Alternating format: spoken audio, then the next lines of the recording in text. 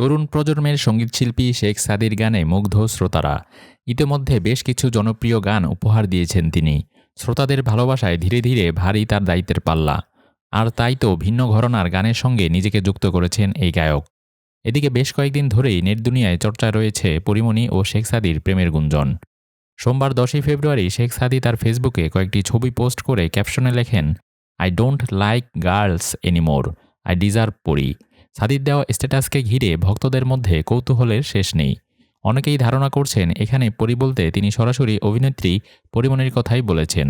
তবে কেউ কেউ মনে করছেন এটি শুধুই কাকতালীয়, বা পরি বলতে তিনি আদর্শ প্রেমিকার কথা বোঝাতে চেয়েছেন। এদিকে শেখ সাদির এ পোস্ট নিয়ে দিনভর যখন চর্চা চলছে, তখন শেখ সাদির নাম উল্লেখ না করে বিষয়টি স্পষ্ট করলেন চিত্রনায়িকা পরীমণি।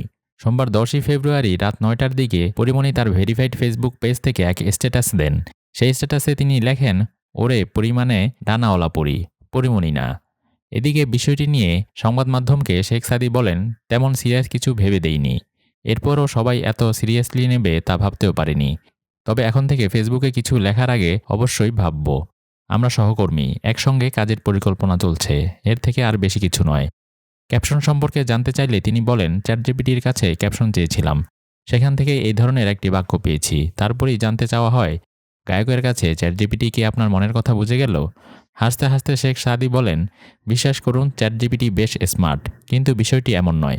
তবে এটা ঠিক, প্রতিটি ছেলেই চাইবে তার জীবনসঙ্গী পরীর মতো হোক, পরীর মতো, তাই লিখেছি।